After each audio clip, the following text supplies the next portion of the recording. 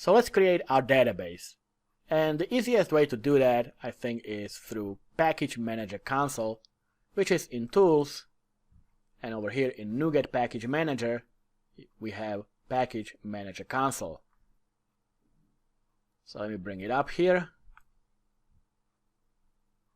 And remember, Entity Framework Core is an object relational mapper, so we need to map our Candy and Category classes that we created in the Models folder to the database tables and fields. And to do that, we will use Entity Framework Core command add migration.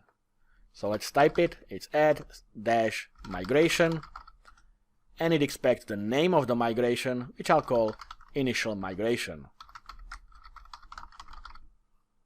And let's just press enter.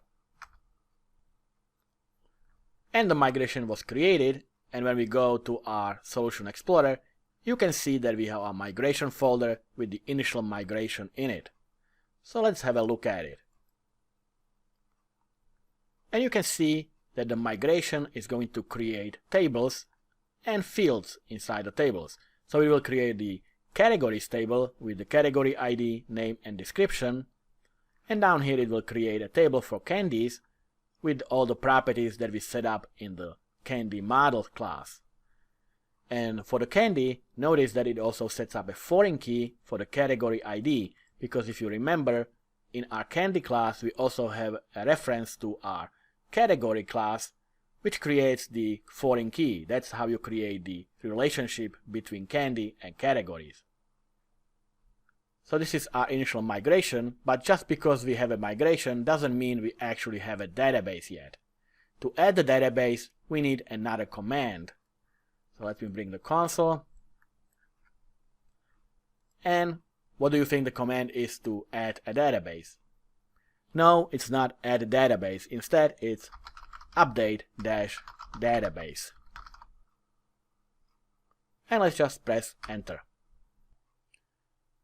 So our migration was applied, and you can see all those tables and fields for the database have been created.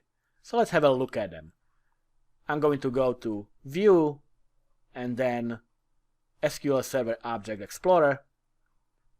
And here in the databases for the local DB, you will have your Candy DB. I'll just have to refresh this. And here is my Candy Shop DB. Of course, I have a bunch of other databases that I used for other projects, but here is my Candy Shop DB. So let's have a look at the tables. And we have the candies table and categories table. So let's just right click them and go to View Designer. And for the candies table, we have all those properties as we set them up in the model. And here is the foreign key for the category ID.